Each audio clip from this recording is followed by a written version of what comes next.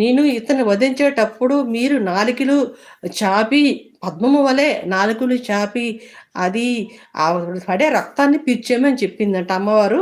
అప్పుడు ఆళ్ళు ఏం చేశారంటే నాలుకలు పెట్టారట అడ్డుగన. ఇప్పుడు అమ్మవారి అతని నరకాసురుడిని తల పట్టుకొని వధించేసరికి ఆ పడిన రక్తాన్ని మొత్తం తాగేసాయంట. అలాగా రాక్షస సంహారం జరిగింది. అప్పుడు ఈ అమ్మవార్లు భూలోకంలో ఉంటే పార్వతీదేవి బయలుదేరిపోయిందంట కైలాసానికి. అప్పుడు ఈ అమ్మవారిని అడిగినట్టు మమ్మల్ని మీకు నుంచి మేము పుట్టాము, ఈ 110 మంది అమ్మని మేమేం చెయ్యాలి అని చెప్పేసి అమ్మవార్లు అడిగారంట.